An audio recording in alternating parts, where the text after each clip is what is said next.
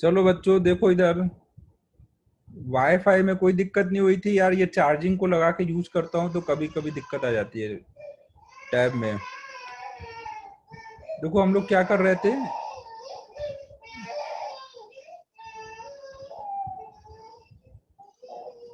एक बार वैल्यू बता दो, यही यही था ना। पॉइंट ए का वोल्टेज था 100, आर 10 ओम बोला था ना। ये 20 वोल्ट, इंडक्टेंस 2 हेनरी ना। तो पॉइंट बी का वोल्टेज हमें बताना था। करंट ऐसे जा रहा था और कुछ 5 एम्पियर की करंट थी।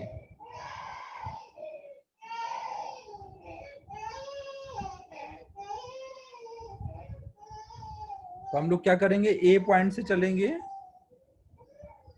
ए पॉइंट से जब आगे जाएंगे तो V A minus I R ना, करंट के डायरेक्शन में जा रहे हैं तो माइनस लगाएंगे। फिर बैटरी के पॉजिटिव टर्मिनल से निगेटिव टर्मिनल में जा रहे हैं, फिर माइनस एल। यार 1 मिनट वेट करना जा सा, बेटी रो रही है।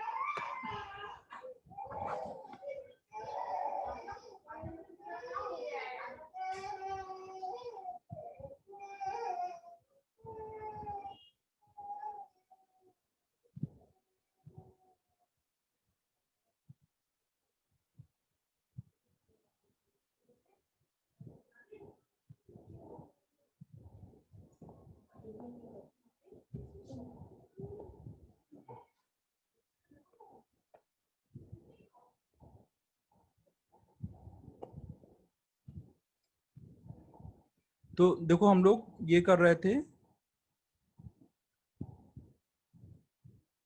ना, यहाँ पे जाएंगे तो क्या लगाएंगे, minus L D I by D T. Current देखो ऐसे आ रही थी ना,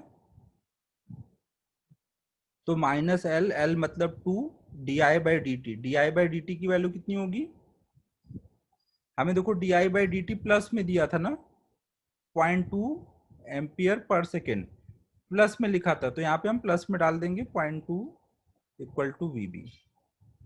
तो ये सॉल्व करके कितना आ जा रहा है, 29.6 ना, यही बोला ना सबने।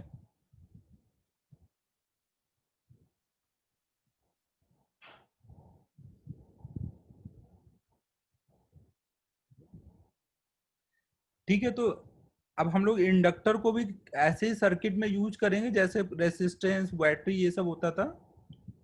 बस उसमें जब किरचॉफ लॉ लगा रहे होगे तो minus L D I by D T current के डायरेक्शन में लगाना है, और अपोजिट में plus L D I by D T.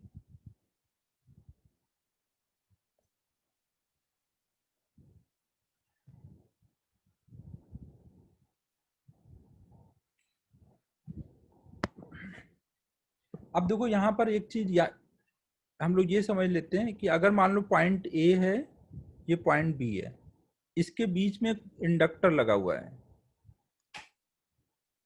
जिसका इंडक्टेंस एल है, और करंट कुछ आए जा रही है। तो अगर हम पॉइंट ए से पॉइंट बी तक गए तो V A minus L D I by D T equal to हमें आया वी बी। अगर हम बी को इधर ले आए और इसको ऐसे लिख लें, फिर D I by D T को नीचे कर दें,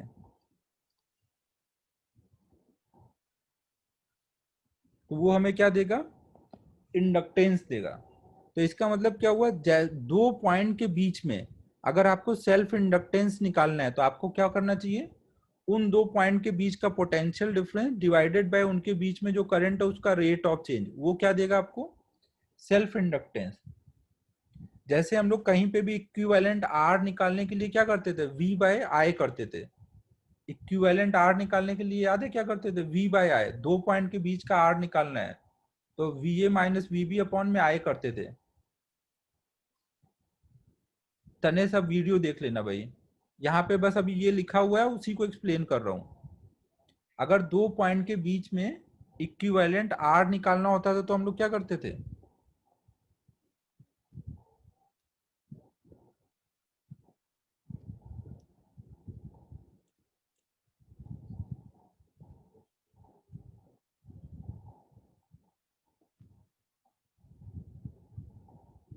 ऐसे निकालते थे ना, कोई भी दो पॉइंट के बीच का इक्विवेलेंट आर चाहिए, तो अगर उन दो पॉइंट के बीच का वोल्टेज डिफरेंस पता है, करंट पता है, तो V A minus V B upon में आई क्या हो जाता था, इक्विवेलेंट आर उन दो पॉइंट के बीच का। सेम चीज हम लोग इक्विवेलेंट एल निकालने के लिए करेंगे। अगर दो पॉइंट के बीच का इक्विवेलेंट एल निकालना है तो दोनों पॉइंट का voltage difference divided by D I by D T, ना ये हमें इक्विवेलेंट एल निकालने का मेथड देगा ना। अब हम लोग इसको यूज करते हुए सीरीज और पैरेलल कॉम्बिनेशन का एल निकालेंगे। तो नेक्स्ट हम लोग देख रहे हैं कॉम्बिनेशन ऑफ इंडक्टर्स। तो इसमें सबसे पहले हम देख रहे हैं सीरीज कॉम्बिनेशन।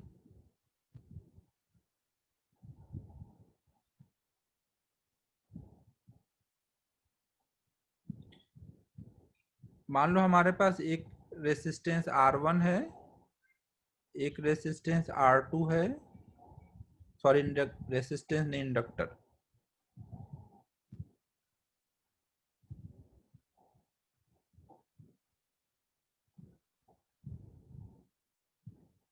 नहीं, L1 L2 इंडक्टर है, ये पॉइंट ए है, ये पॉइंट बी है। यहाँ पे कोई आई करंट जा रही है, कुछ वो चेंज हो रही है। तो अगर मुझे इसका इक्विवेलेंट इंडक्टेंस निकालना है तो मैं क्या करूंगा, ए से बी तक चल के जाऊंगा और V A minus V B निकालूंगा और divided by D I by D T कर दूंगा। अगर इसमें आई करंट जा रही है तो सीरीज में तो दोनों में करंट सेम जाएगी ना, सीरीज में करंट सेम जाती है, तो D I by D T दोनों के लिए सेम होगा ना। तो यहाँ पे मैं क्या लिखूंगा, V A minus L one D I by D T minus L two D I by D T equal to V B. तो V A minus V B आ जाएगा L one plus L two D I by D T ना। इसको इधर ले आऊंगा,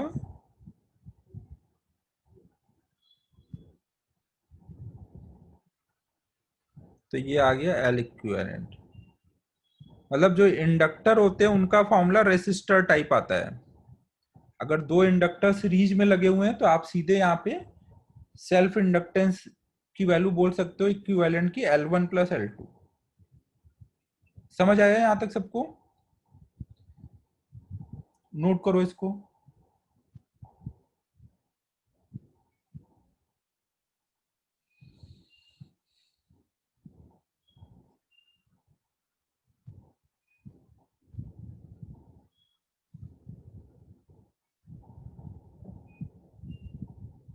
बच्चों समझ आ रहा है कॉम्बिनेशन ऑफ इंडक्टेंस निकालना?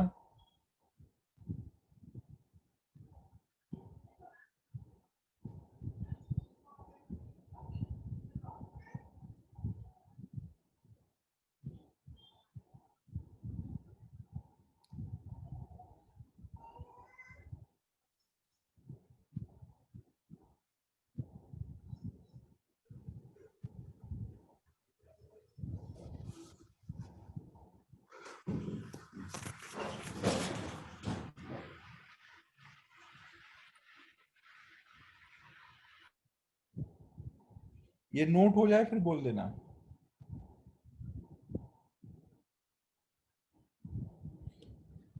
पीछे देखो हम लोग इक्विवेलेंट आर निकालने के लिए बैटरी लगाते थे और वी बाई आई निकालते थे ना। बैटरी लगाने की जगह आप सीधे दोनों एंड का पोटेंशियल डिफरेंस लिख दो, एक ही बात है ना। V A minus B B क्या होगा, वही जो बैटरी लगेगी उसके टर्मिनल का पोटेंशियल डिफरेंस है। बैटरी लगाओ या फिर V A minus B B upon I कर दो। तुम लोगों ने कल वो अटेंड किया था, वो कल सेशन था ना शाम को?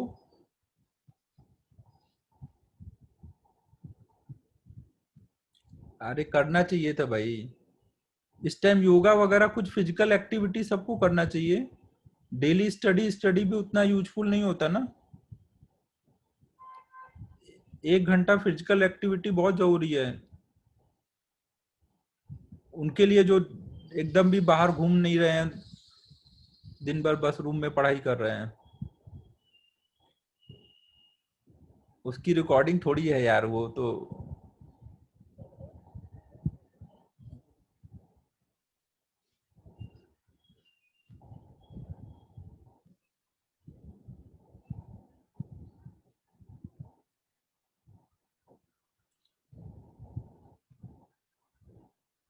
तुम लोग को योगा तो इस टाइम सबको करना चाहिए, वो पढ़ाई में काफी हेल्प रहती है उससे। वॉक करने से ज्यादा बेटर योगा पड़ता है यार। मैं भी ट्राई करता हूँ करने के लिए, बीच बीच में करता हूँ फिर छोड़ देता हूँ। तुम लोग को एक्चुअली एग्जाम देना है ना, एग्जाम देने के हिसाब से थोड़ा मेंटल पीस भी जरूरी है, उसके लिए वो अच्छा रहता है, वॉक से बेटर है। श्रेयांश वेरी गुड, तुझे करना चाहिए, अच्छा रहता है। अबे मानस, बकवास मत कर, मैं फिटनेस के लिए नहीं बोल रहा हूँ बेटा, मैं इसलिए बोल रहा हूँ कि एग्जाम में आप दिन भर जो पढ़ाई ज्यादा करते हैं, खासकर उनके लिए जो दिन भर रूम में पढ़ाई करते हैं, थोड़ा फिजिकल एक्टिविटी चाहिए, वो भी ऐसा जिसमें थोड़ी देर आप सब कुछ भूल के पढ़ाई, बाकी कुछ और चीजों पे फोकस कर पाओ। जिम जाना भी अच्छा है। ये मानस तो मेरे से मिला भी नहीं है तब भी फालतू की बातें कर रहा है। ये लेट एडमिशन वाला है मानस अभी, वो भी बोल रहा है कि फिटनेस नहीं चाहिए।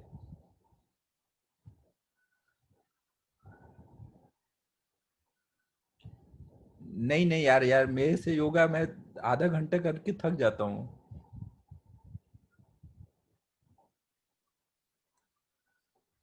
तुम लोग को तो 1 घंटा करना ही चाहिए यार डेली।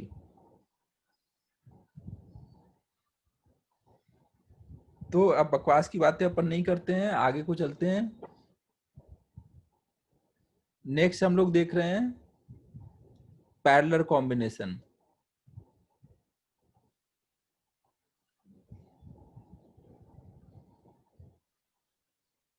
इसीलिए आर्यन घर में अंदर रहो और योगा करो।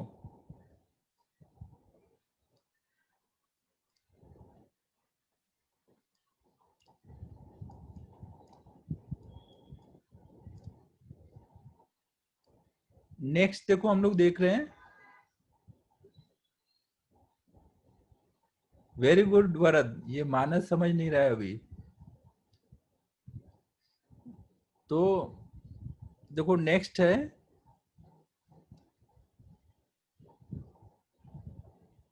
दो इंडक्टर अगर पैरेलल में लगे हैं,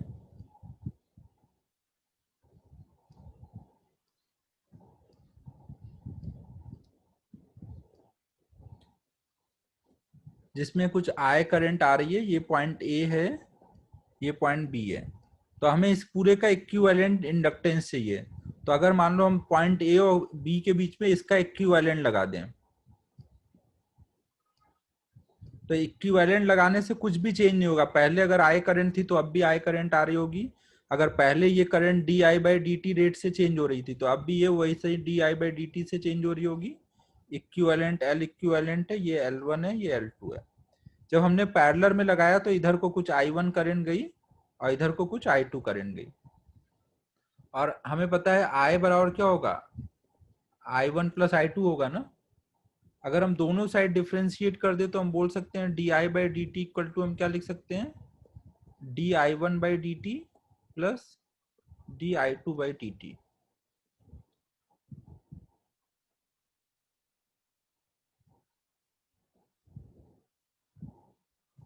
अबे आर्यन, तू तो बंगलो में रहता है, तू कैसे बोल रहा है तेरे ऊपर नीचे वाले फ्लोर पे केसेस मिल गए?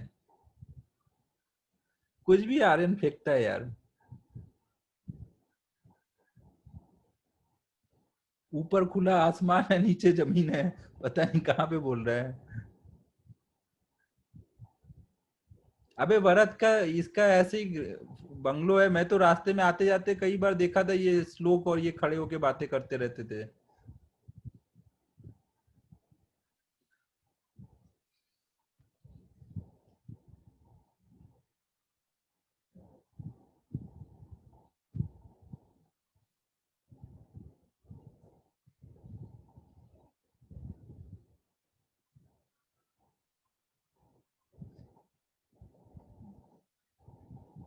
चलो देखो बच्चों, तो अब देखो हम लोग अगर ए से बी इस वाले रास्ते से जाए, ऊपर वाले रास्ते से, तो क्या हो रहा होगा।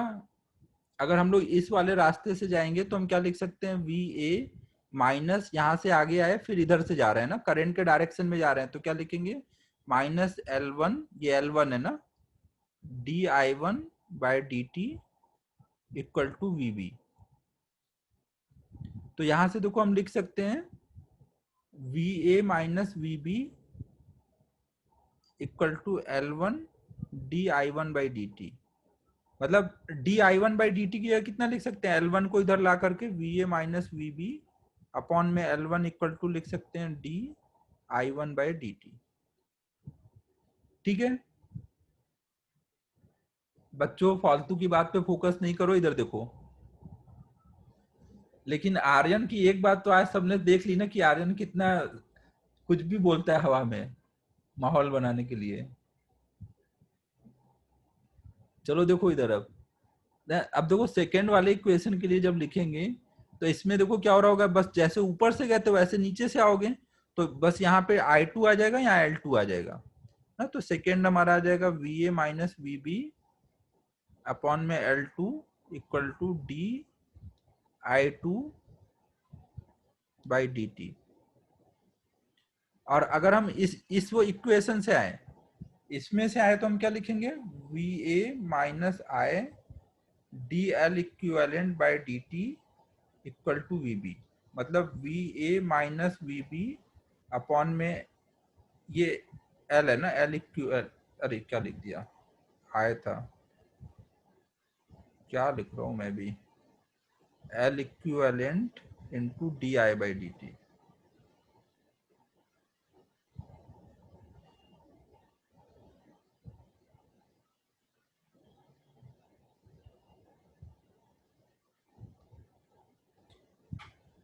देखो अब यहाँ पे देखो हमने di1 बाई dt की वैल्यू निकाल ली, di2 बाई dt की वैल्यू और di बाई dt की वैल्यू। अब इन दोनों का सम यहाँ पे हम ऐसे डाल सकते हैं ना, ये फर्स्ट वाली इक्वेशन में। तो ये सारी वैल्यू हम लोग डाल देते हैं। अब पहले ये नोट कर लो, फिर नेक्स्ट पेज पे डालता हूँ,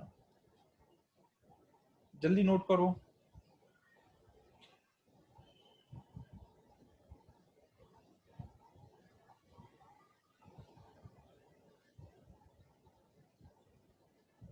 हाँ तो यहाँ पे देखो फॉर्मूला आ रहा होगा 1/L equal to 1/L1 plus 1/L2।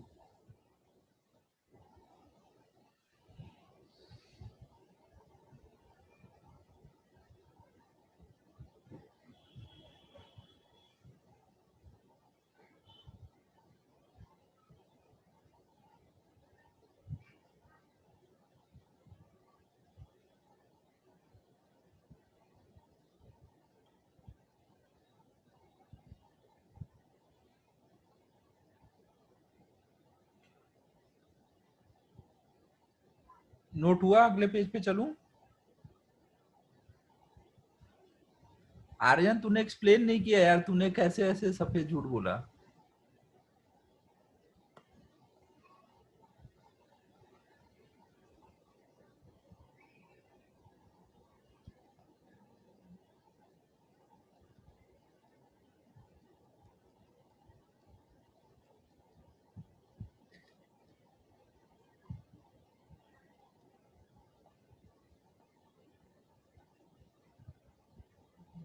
ये कब बोला था आर्यन तूने कि कोरोना की वजह से तू नासिक में नहीं है? कुछ भी, देखो ये पहली बार आ रहा है अभी, अब बोल रहा है पहले से बोल रखा है। बहुत पहले, कब, कोरोना से पहले?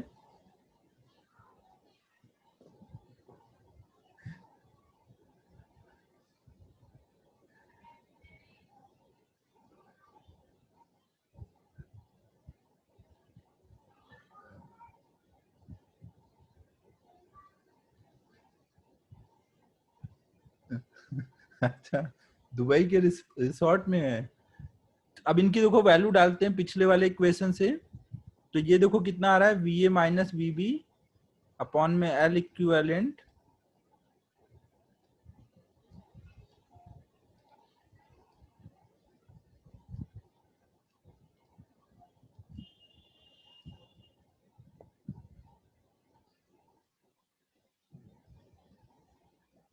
अब VA माइनस VB कॉमन कर देते हैं, तो ये आ गया 1/L equivalent equal to 1/L1 plus 1/L2।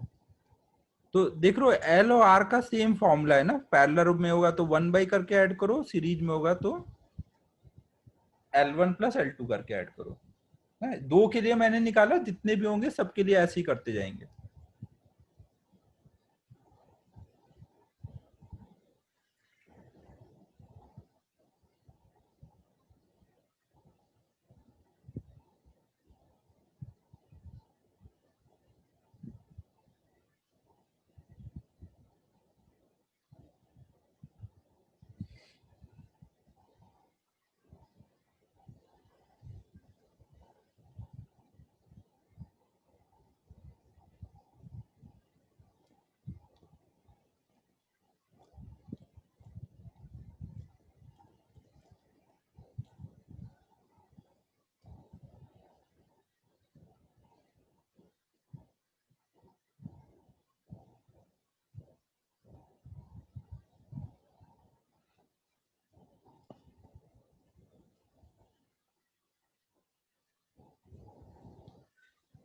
एक चीज यहाँ पे और देख लो, देखो हमें V A minus V B equal to आया L1 di1/dt, और दूसरे वाले से आया V A minus V B equal to L2 di2/dt।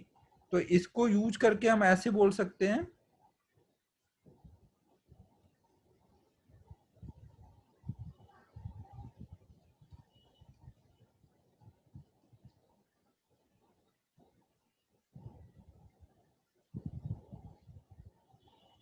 ऐसे हम लिख सकते हैं, दोनों साइड से dt dt कट कर दें, और अगर मान लो इन दोनों में करंट,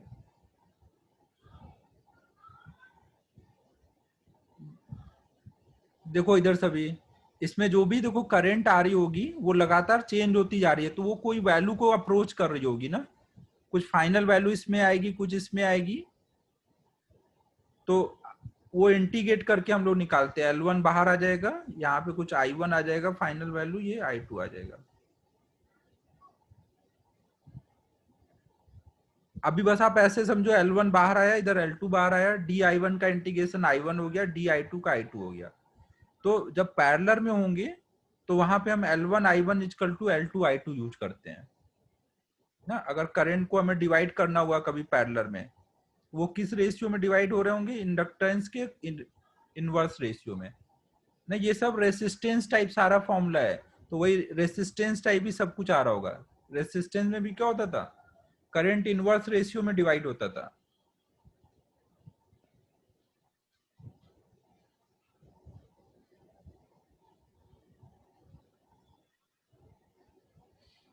ये मैंने पीछे वाली इक्वेशन से लिखा है ना, V A minus V B equal to, ये दोनों आए थे, और दोनों साइड फिर L1 L2 बाहर किया और इंटीग्रेट कर दिया है।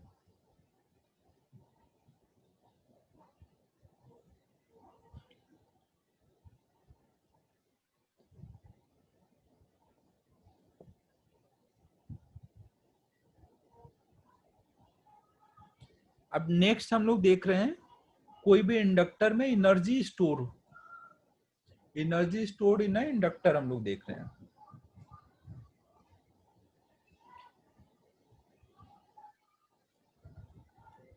मान लो हमारे पास कोई इंडक्टर है, जिसमें हमने जब इसको सर्किट से कनेक्ट किया तो शुरू में करंट 0 आ रही थी, फिर धीमे धीमे करंट बढ़ते बढ़ते फाइनल करंट आए हो गई ना। कोई सर्किट को हमने कनेक्ट किया तो करंट उसमें 0 से स्टार्ट हुई, फिर बढ़ते बढ़ते फाइनल करंट आए हो चुकी है। अगर इसमें फाइनल करंट आए हो चुकी है, तो हम अब यहाँ पे फॉर्मूला निकालेंगे कि इसमें एनर्जी स्टोर हो चुकी है ½ Li²। इस चीज को हमें अब यहाँ पे डिराइव करके देखना है। अगर कोई भी इंडक्टर है, उसकी सेल्फ इंडक्टेंस पता है और उसमें करंट पता है, तो उसमें इतनी एनर्जी स्टोर हो चुकी होती है। अब ये कैसे हम डिराइव कर सकते हैं,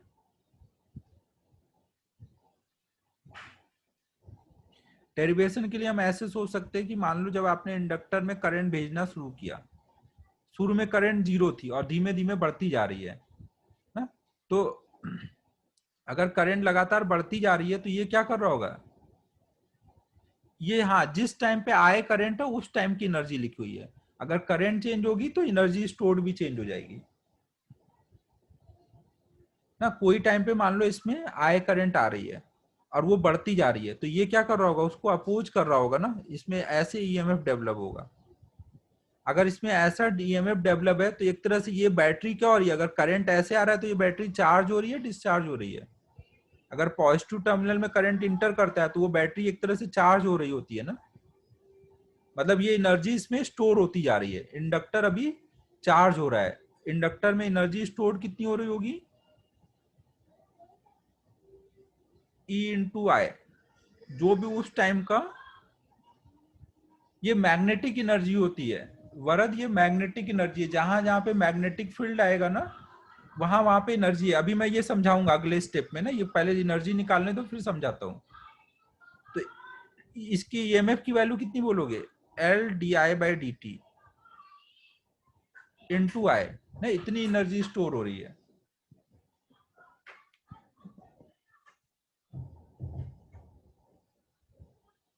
ना।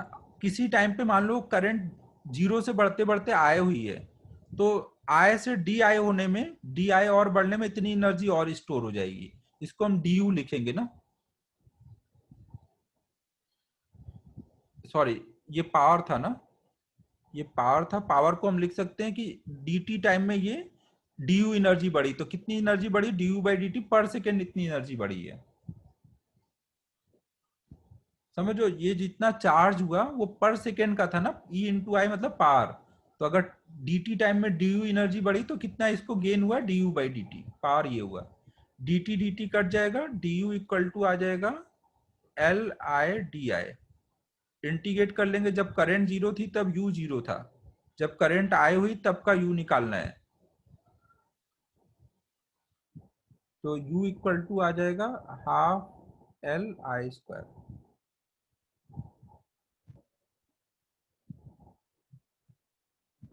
समझो मैंने क्या क्या किया, कोई टाइम पे अगर आई करंट आ रही है तो उस टाइम पे पावर, पावर मतलब क्या होता है, पर सेकेंड कितना एनर्जी वहां पे स्टोर हो रहा है, पर सेकेंड एनर्जी। अगर dt टाइम में du एनर्जी स्टोर हुई है तो du बाई dt को आप बोल सकते हो पर सेकेंड कितनी एनर्जी स्टोर हुई है, उसकी वैल्यू ये आ गई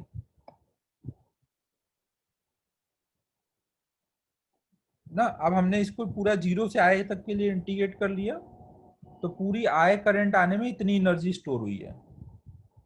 इसको आपको याद रखना है वैसे ही जैसे कैपेसिटर में आप याद रखते थे हाफ सी बी स्क्वायर, वैसे ये यहाँ पे हाफ एल आई स्क्वायर।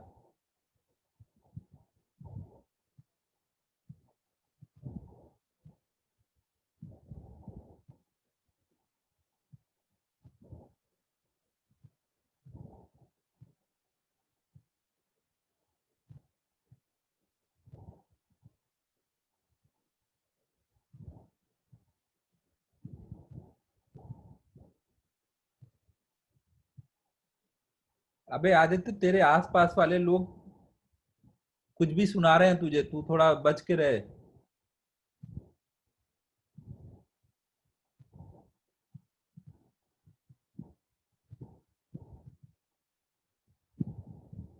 क्या बात है Rohan, thank you so much. Sanmit के क्या हाल चल रहे हैं राज?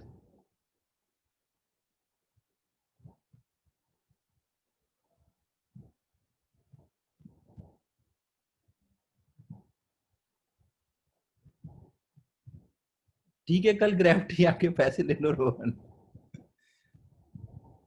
कल 100 रुपए मिलेंगे तुझे, आके ले लो।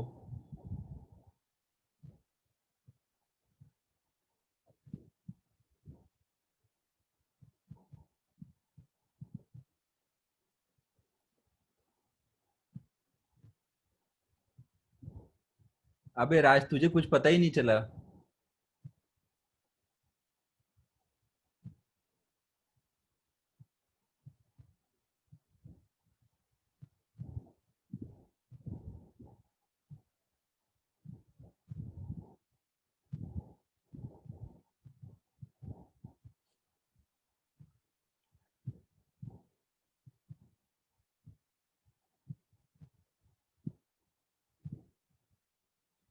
ये बच्चों नोट हो गया है, डेरिवेशन समझ आया ना।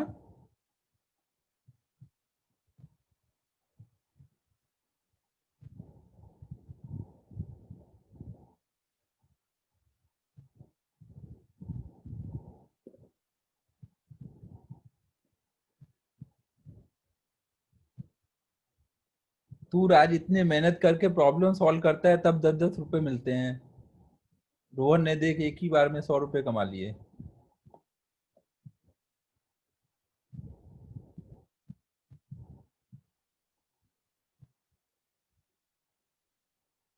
चलो देखो इधर, कथन बेचारा डिस्टर्ब हो रहा है, चलो पढ़ाई करते हैं यार। कथन को पका दिए यार तुम लोग।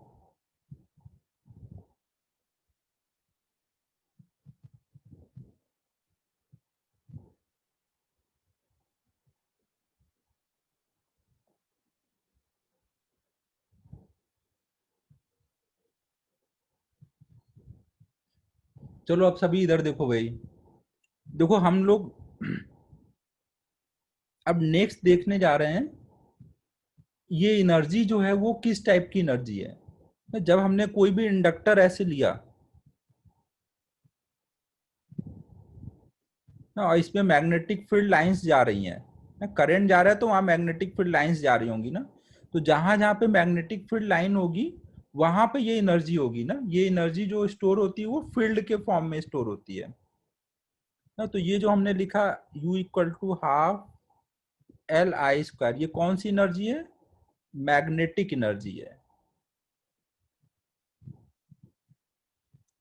ना। तो इंडक्टर किस चीज का एक तरह से सोर्स है, डिवाइस है, किस चीज तरह का डिवाइस है? मैग्नेटिक एनर्जी स्टोर करने का डिवाइस है ना। जैसे कैपेसिटर होता था इलेक्ट्रिकल एनर्जी स्टोर करने का डिवाइस, तो इसको हम बोल सकते हैं ये मैग्नेटिक एनर्जी स्टोर करने का डिवाइस है।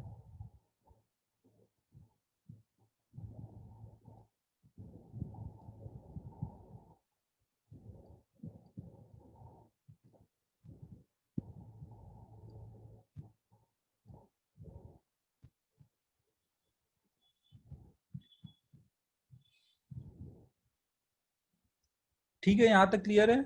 अब अगर हम यहाँ पर अंदर मैग्नेटिक एनर्जी की डेंसिटी निकालें, जैसे हम लोग एनर्जी की इलेक्ट्रिकल एनर्जी डेंसिटी निकालते थे, अगर किसी पॉइंट पे ई इलेक्ट्रिक फील्ड है तो इलेक्ट्रिकल एनर्जी डेंसिटी कितना था? हाफ एप्सिलॉन नॉट E² आता था। वैसे ही हम यहाँ पे निकाल सकते हैं मैग्नेटिक एनर्जी डेंसिटी। MED मतलब मैग्नेटिक एनर्जी डेंसिटी, EED मतलब इलेक्ट्रिकल एनर्जी डेंसिटी। तो वो आप देखोगे इसी टाइप का एक्सप्रेशन आएगा 1/2, जहां पे एप्सिलॉन नॉट होता है उसके रिवर्स में म्यू आता है, तो म्यू नॉट यहाँ नीचे आ रहा होगा और ई की जगह बी आ रहा होगा, मतलब B² by 2 म्यू नॉट। ऐसे कुछ फॉर्मूला आता है। तो ये अभी हम लोग यहाँ पे डिराइव करेंगे। अगर कहीं पर भी मैग्नेटिक फील्ड पता है तो उस जगह पे आप मैग्नेटिक एनर्जी डेंसिटी लिख सकते हो, B² by 2 म्यू नॉट।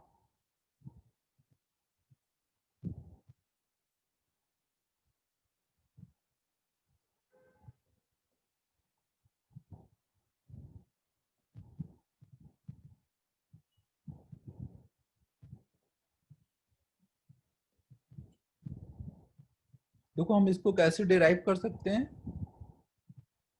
अगर मान लो हमारे पास एक लॉन्ग सोलेनोइड है,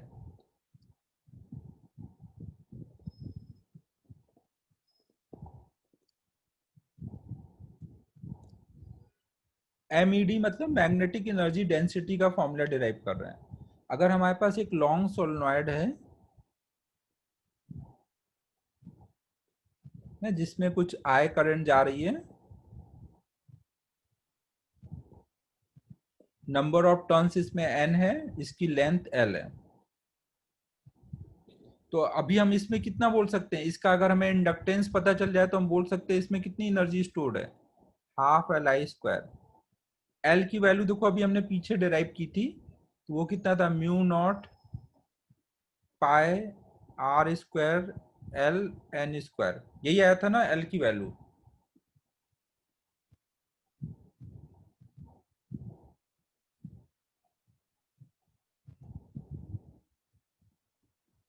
ना तो ये हम एनर्जी स्टोर्ड बोल सकते हैं।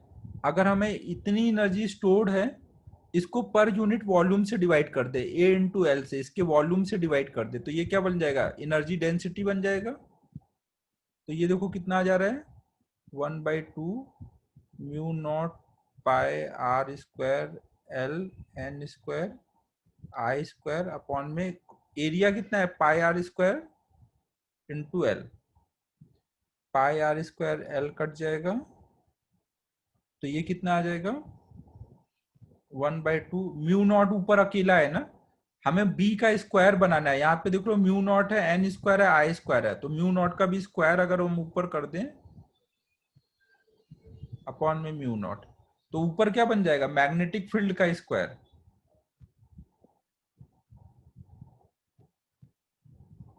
तो हम लोग बोल सकते हैं कि अगर किसी भी पॉइंट पर मैग्नेटिक फील्ड की वैल्यू पता है तो वहां पे इतनी एनर्जी की डेंसिटी है।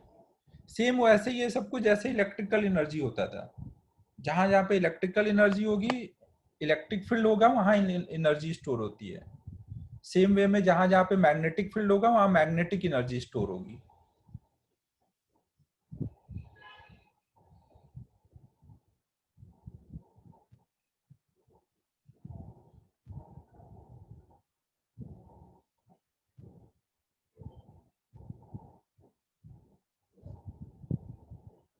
नोट कर लो जल्दी इसको।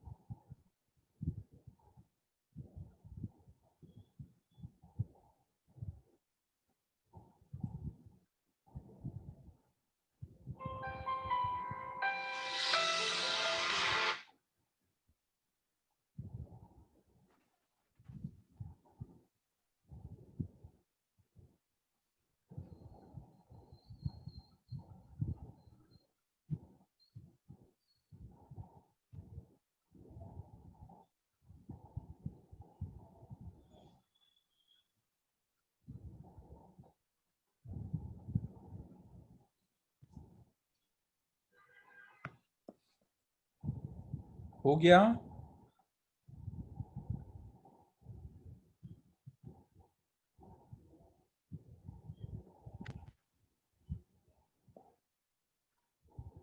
बच्चों आज ही लिखना है, जल्दी जल्दी लिखो।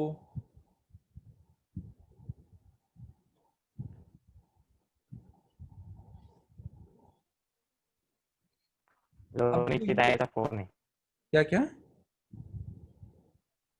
बंद किया तो क्या बंद कर माइक ने गणेश आवाज क्लियर नहीं आ रही मेरी तेरी, म्यूट रखो। अगर डाउट है तो फिर वैसे पूछो।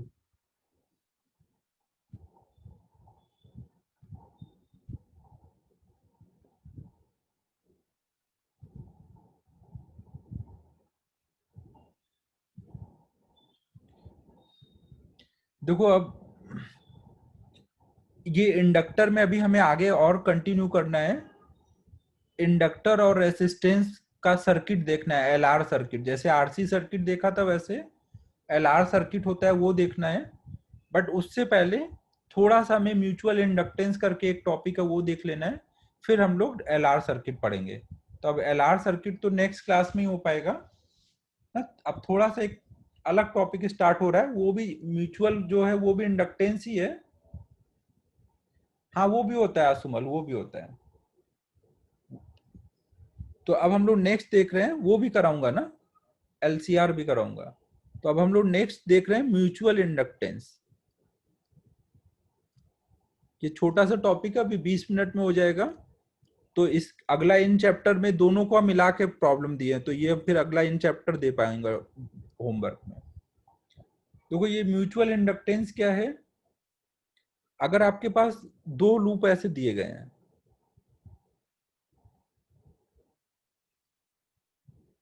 ना, ये लूप 1 है, ये लूप 2 है।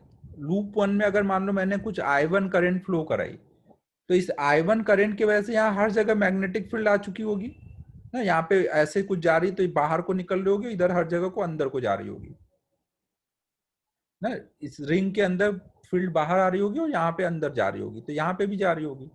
तो इसमें सेकेंड वाले में कुछ फ्लक्स लिंक हो गया होगा। तो सेकेंड वाले में जो फ्लक्स लिंक हुआ वो प्रोपोर्शनल टू I1 होना चाहिए। अगर आप I1 बढ़ाओगे तो और ज्यादा स्ट्रॉन्ग मैग्नेटिक फील्ड आएगी यहाँ पर। तो अब अगर हम यहाँ पे प्रोपोर्शनलिटी कांस्टेंट देते हैं तो उसको हम बोलते हैं म्यूचुअल इंडक्टेंस और M से दिखाते हैं। यहाँ पे अभी हमने सेकेंड में फ्लक्स देखा है फर्स्ट की वजह से, तो हम इसको लिखते हैं M21, मतलब mutual inductance of second loop due to first.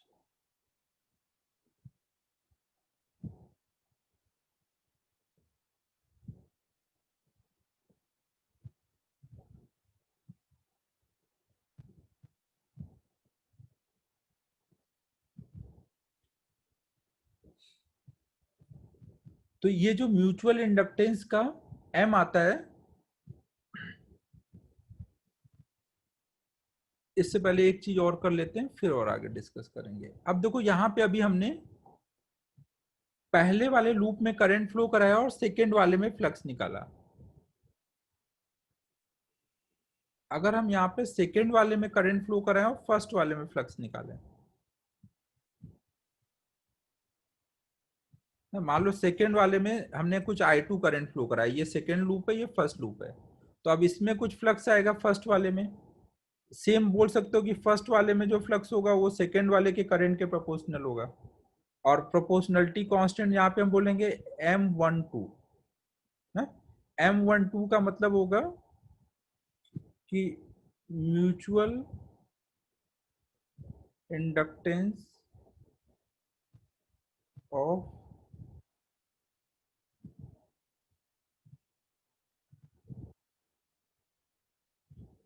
First loop to second.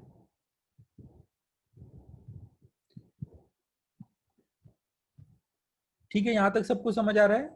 एक में करंट फ्लो करा के दूसरे में फ्लक्स निकालें इस करंट की वजह से, तो वो प्रोपोर्शनल आता है, और वहां प्रोपोर्शनलिटी कांस्टेंट को म्यूचुअल इंडक्टेंस बोलते हैं। फिर देखो ये चीज एक देखी गई कि कोई भी सिचुएशन में मैंने इधर करंट फ्लो कराई और इधर फ्लक्स निकाला, या फिर इधर फ्लो कराया और इधर निकाला, तो ये जो म्यूचुअल इंडक्टेंस आता है M21 और M12, ये हमेशा आपस में इक्वल आते हैं ना। ये अभी आपको इसका प्रूफ वगैरह नहीं देखना है, आपको ये डायरेक्ट याद कर लेना है ना। इस इक्वल आता है, इसको प्रूव किया गया है, रेसिप्रोसिटी थ्योरम करके एक होता है। तो आप बस इतना जान लो कि ये इक्वल होते हैं ना। अभी ये थ्योरम हमारे सिलेबस का पार्ट नहीं है ना। आपको याद रखना है कि चाहे इसकी वजह से इसमें निकालो या इसकी वजह से इसमें निकालो, दोनों इक्वल होंगे। तो हम बार बार मेंशन नहीं करेंगे M21 या M12, हम बस M लिख देंगे, चाहे जिससे जिसका देख लो वो सेम ही होना है ना। तो हर जगह हम M21 या M12 को M लिखा करेंगे। नोट करो इतना।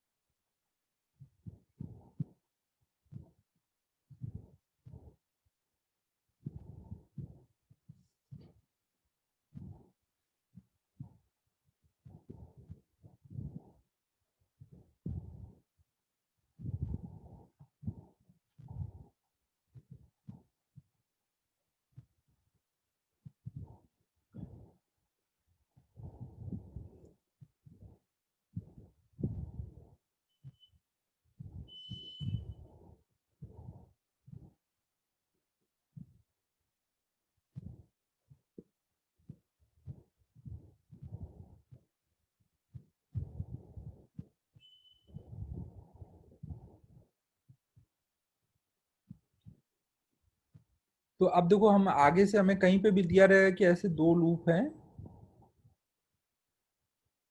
लूप 1 और लूप 2। अगर हमने इसमें करंट फ्लो कराई, पहले वाले लूप में I1 और सेकेंड वाले में फ्लक्स निकाला, तो हम बोलेंगे φ2 प्रोपोर्शनल टू होगा I1, और प्रोपोर्शनलिटी कांस्टेंट में हम बस m लिख देंगे।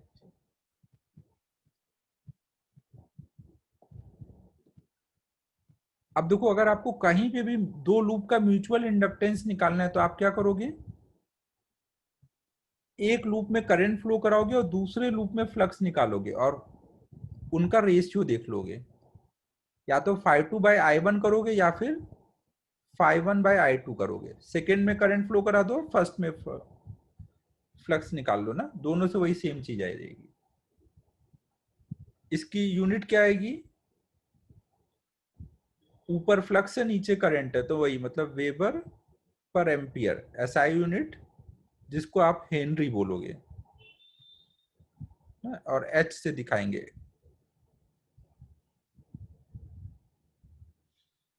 ये जो म्यूचुअल इंडक्टेंस है, ये देखोगे ये भी सेल्फ इंडक्टेंस टाइप ही है। ये भी इनकी ज्योमेट्री पे डिपेंड करेगा, ये कितनी दूर रखे हुए हैं, कितना रेडियस है, क्या अरेंजमेंट है, उस पे डिपेंड करेगा ज्योमेट्री पे, और ये किस मीडियम पे है ना। तो ये ज्योमेट्री पे डिपेंड करता है, और ये मेजर क्या करता है। अब देखो, अगर आपने इसमें करंट फ्लो कराई और इसमें फ्लक्स आया, अब अगर आप इस करंट को बढ़ाना चाहोगे तो यहाँ फ्लक्स इंड्यूस होगा, ईएमएफ इंड्यूस होगा जो इस करंट को बढ़ने से रोकेगा। तो वही सेम चीज है ना। म्यूचुअल में क्या हो रहा है कि म्यूचुअल इंडक्टेंस क्या मेजर कर रहा है कि जब आप एक लूप में करंट को बढ़ाना चाहोगे तो दूसरे लूप में कितना अपोज हो पा रहा है उस चीज का। सेकेंड लूप में ईएमएफ इंड्यूस होगा, वो पहले लूप की करंट के चेंज का अपोज करेगा। तो हम इसको ऐसे बोलेंगे, म्यूचुअल इंडक्टेंस क्या है,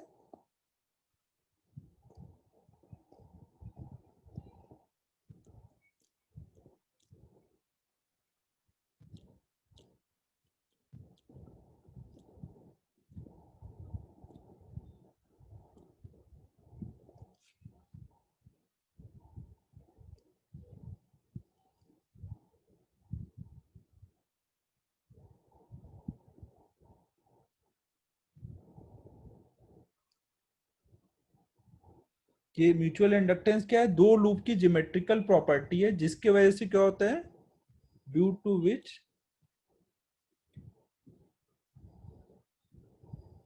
one loop will oppose change in current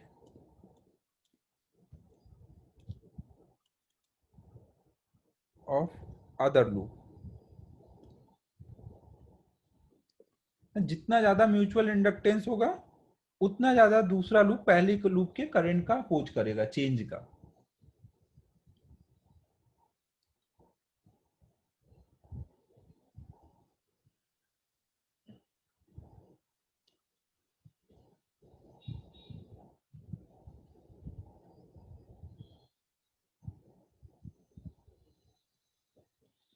अब यहाँ पे एक कॉन्सेप्ट और हमें ध्यान रखना है। मान लो हमारे पास दो लूप है, एक बड़ा लूप है एक छोटा लूप है, और इनका म्यूचुअल इंडक्टेंस m है।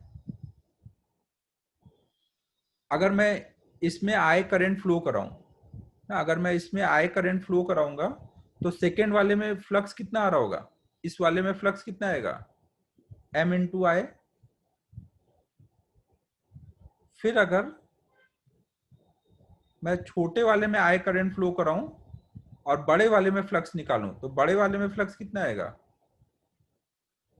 म्यूचुअल इंडक्टेंस तो सेम ही है, तो अब इसका करंट और m करेंगे तो इसका फ्लक्स आएगा। तो इसका मतलब क्या आ रहा है कि आप कोई म्यूचुअल इंडक्टेंस में क्या है, कोई भी एक में करंट फ्लो करा करके इनटू m करोगे तो दूसरे का फ्लक्स आ जाएगा। ठीक है, समझो।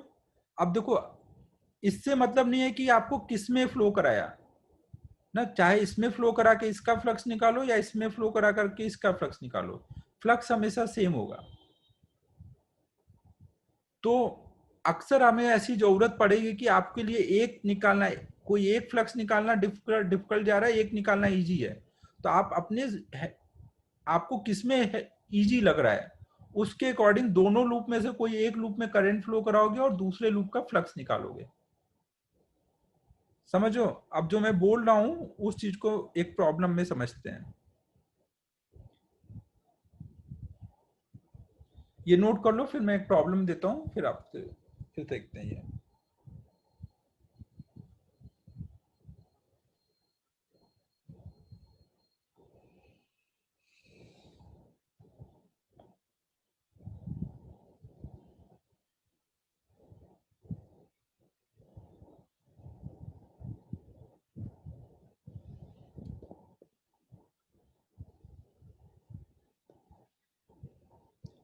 सपोज हमारे पास दो कॉन्सेंट्रिक सर्कल्स हैं,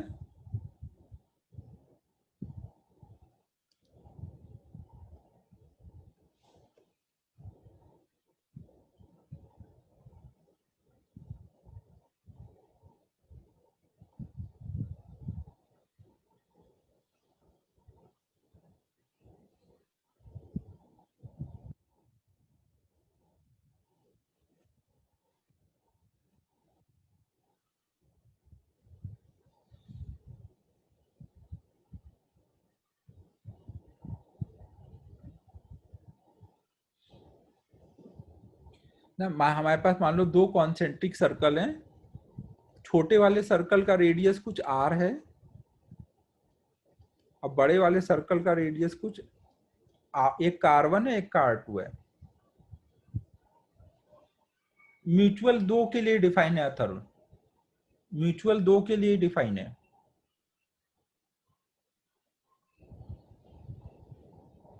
तो अगर हमें यहाँ पे बोला जाए म्यूचुअल इंडक्टेंस बताओ ना, म्यूचुअल इंडक्टेंस निकालना है और ये R1 जो है वो बहुत छोटा है R2 से, तो आप क्या करोगे, दोनों में से कोई में भी एक में करंट फ्लो कराओ, दूसरे में फ्लक्स निकालो, तो जो इजी पड़ेगा आप उसके अकॉर्डिंग चलोगे।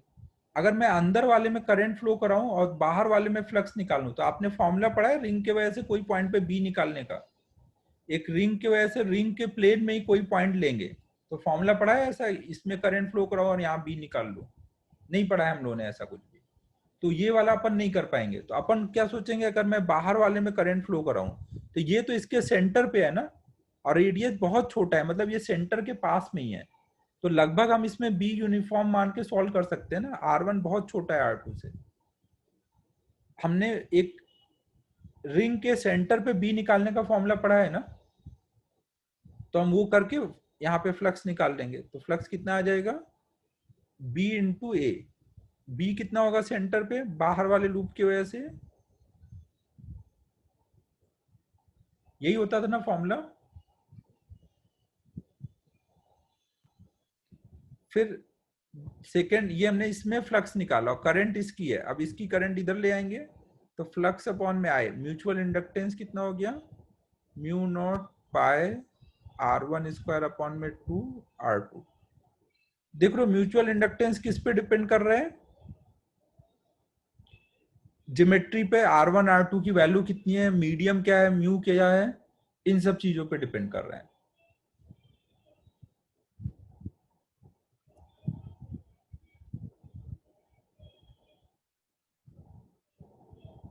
ना। आपको पहले दो लूप दिए गए थे और पूछा गया था म्यूचुअल इंडक्टेंस निकालो। इसी लूप, इसी क्वेश्चन में सेकेंड पार्ट में बोला जाए कि अगर अंदर वाले लूप में आए करंट फ्लो हो रही है तो बाहर वाले लूप में फ्लक्स निकालो, आउटर लूप में फ्लक्स निकालो, तो आप क्या करोगे,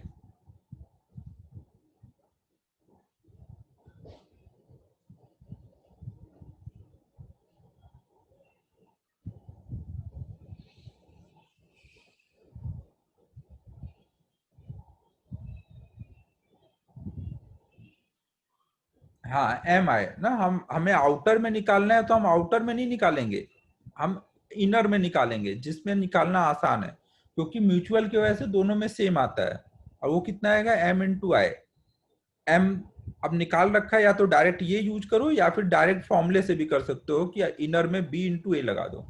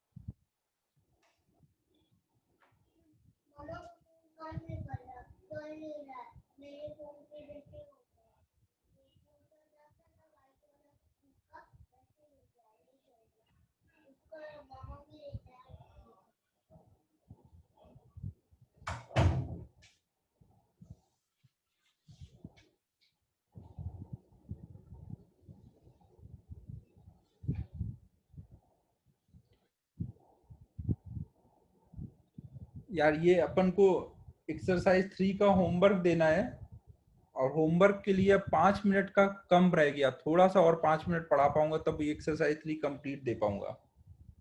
एक्सटेंड करना है, 5 मिनट के चक्कर में होमवर्क नहीं हो पाएगा फिर।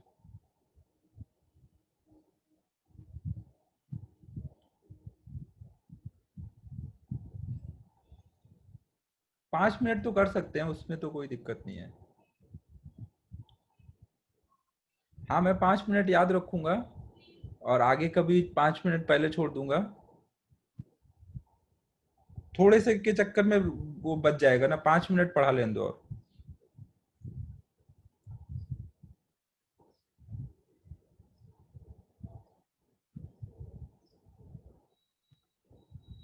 चलो बच्चों, वेरी गुड, आसुमल एकदम अच्छा बच्चा है, सही बात करता है ये।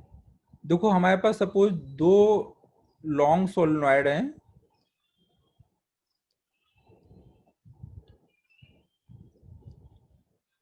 दो लॉन्ग सोलेनॉइड हैं, और इनके रेडियस अलग अलग है।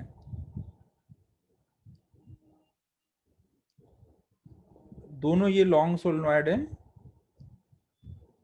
एक में number of turns per unit length कुछ n1 है, और एक में number of turns per unit length कुछ n2 है। एक का रेडियस कुछ r2 है, और एक का रेडियस कुछ r1 है। तो हमें इनके L लेंथ का म्यूचुअल इंडक्टेंस निकालना है। कुछ L लेंथ मान लो हम लोग ले लेते हैं इसका, दोनों लॉन्ग है तो पूरे का नहीं निकालना है, केवल L लेंथ का ना। इनफाइनाइट जो भी चीजें होती हैं उनके पूरे लेंथ का नहीं निकालते हम लोग, कुछ पर्टिकुलर लेंथ का या पर यूनिट लेंथ निकालते हैं। तो आप यहाँ पे म्यूचुअल इंडक्टेंस निकालो फॉर L लेंथ। 2 मिनट लगेगा, फटाफट आप निकाल सकते हो।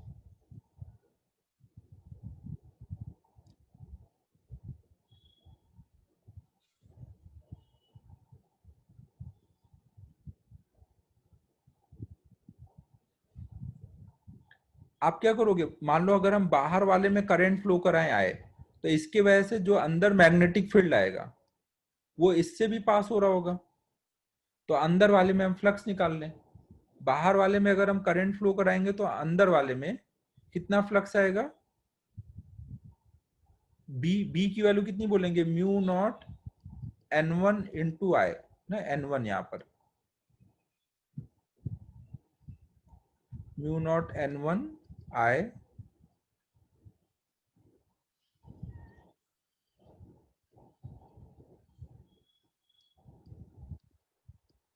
इंटू अंदर के L लेंथ में कितने, अंदर वाली जो लूप है उसके एक लूप में कितना फ्लक्स जाएगा, इंटू पाई r2 स्क्वायर ना। एक लूप से इतना जा रहा होगा ना, और ऐसे कितने लूप होंगे इसमें,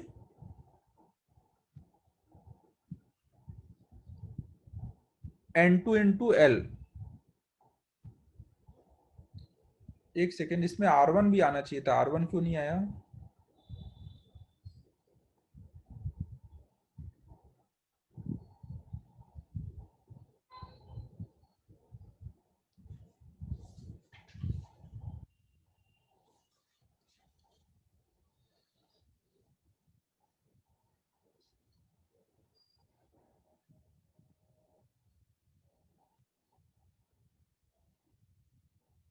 ठीक है, ठीक है। तो अब देखो इसको हम लोग क्या बोल सकते हैं,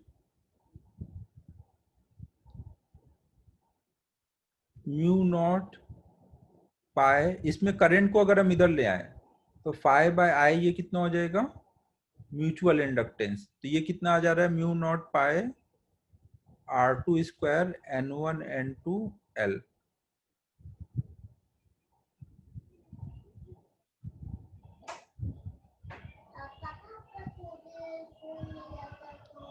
अभी देखो हमने क्या किया है, सेकेंड वाले लूप में करंट फ्लो कराया है, और फर्स्ट वाले में, सेकेंड वाले में फ्लो कराया तो फर्स्ट वाले में ये निकाला है ना। तो इससे ये एम की वैल्यू आई, एम ये आ गई एम की वैल्यू फाइनल।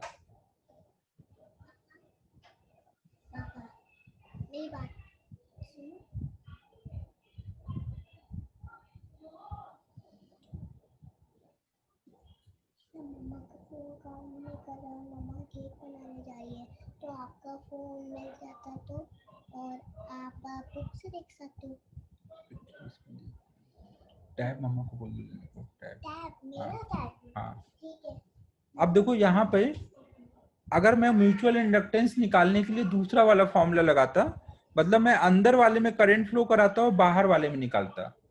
अगर मैं अंदर वाले में फ्लो कराऊंगा करंट, तो फ्लक्स केवल इतने रीजन में ही आएगा ना, यही फ्लक्स बाहर वाले के लिए भी बोलोगे, समझो ना। अगर मैं अंदर वाले में करंट फ्लो कराऊं तो यहीं पे बी आएगा, तो यहाँ का फ्लक्स जो आएगा वही बोलोगे बाहर का फ्लक्स है, क्योंकि बाहर आउटर में कोई बी नहीं होता ना। अगर इसमें करंट फ्लो कराओगे तो इसमें ही बी आएगा। तो हाँ, केवल R2 रीजन में आ रहा होगा।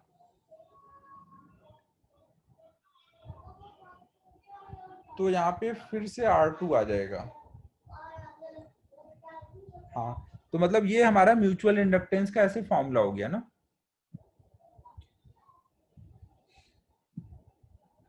अब इसमें एक मिनट रुकना ना, मेरे को एक चीज थोड़ा इसमें सोचना है, एक मिनट।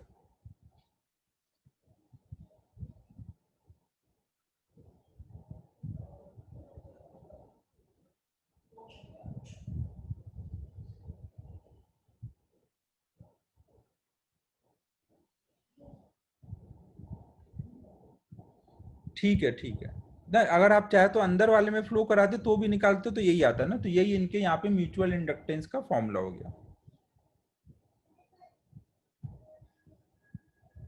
अब बस 2 मिनट और, बस फिर ये खत्म। अगर देखो आपके पास दो लूप हैं,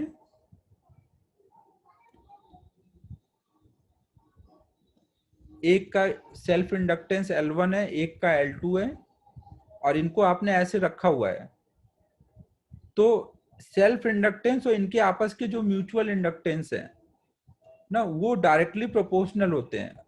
एम डायरेक्टली प्रोपोर्शनल टू होता है under root of L1 L2, और यहाँ पे एम के आगे एक प्रोपोर्शनलिटी कांस्टेंट के आता है, के को हम बोलते हैं कपलिंग फैक्टर।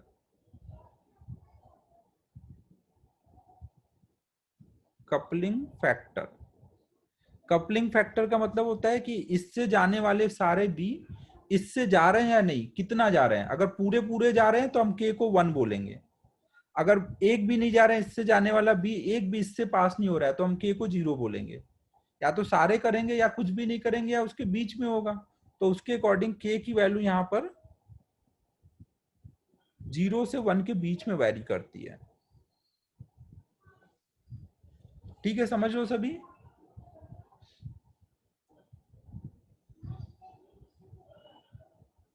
ना अगर दो लूप के सेल्फ इंडक्टेंस पता है तो उनका म्यूचुअल के लिए ये आपस में एक ऐसा फॉर्मूला होता है, ये हम लोग डिराइव कर सकते हैं, बट अभी जाने देते हैं क्योंकि सिलेबस का पार्ट है नहीं, तो जरूरत नहीं है, और न ये कहीं पूछा भी नहीं जाता, कभी रेयरली कहीं देखा है मैंने, तो जाने देते हैं। बस इतना याद रख लो कि मतलब क्या होता है, अगर इससे सारे जाने वाले बी, जो भी बी वाली लाइंस हैं अगर इससे भी जा रही हैं तो हम बोलेंगे कपलिंग फैक्टर 1 है, और अगर इससे जाने वाली लाइंस एक भी इससे क्रॉस नहीं हो रही हैं तो वहां पे हम बोलेंगे के की वैल्यू 0 है।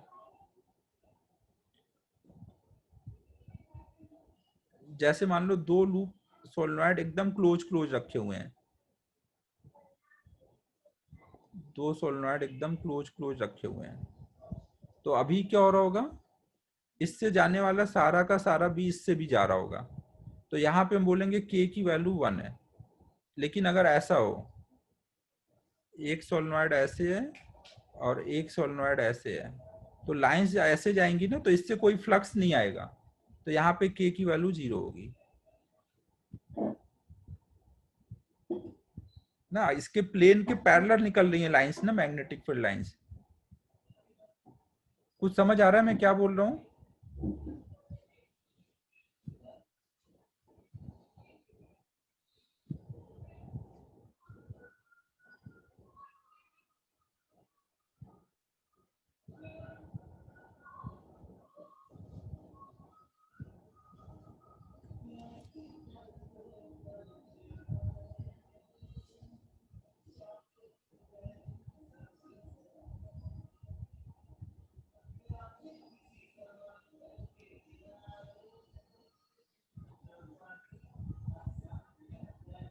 ये केवल ये वाला जो पार्ट है वो बस फॉर्मूला है, इसमें मैंने कुछ ज्यादा समझाया नहीं है, आपको बस याद रखना है ना।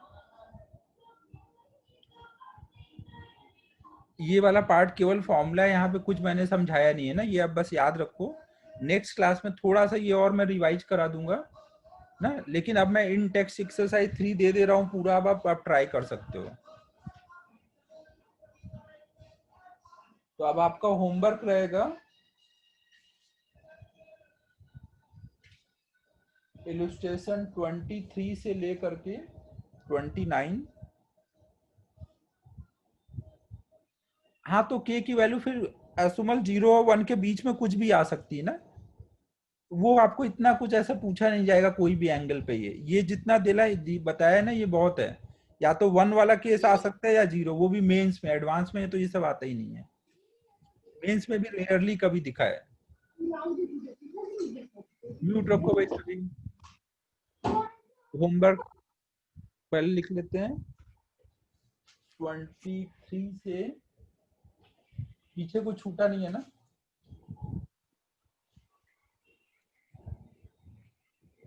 इलस्ट्रेशन 23 से 29 और इन टेक्स्ट एक्सरसाइज 3 कंप्लीट। ठीक है, अब नेक्स्ट एक क्लास का टॉपिक और बचा है, एलआर सर्किट, फिर अगली क्लास में ये खत्म हो जाएगा।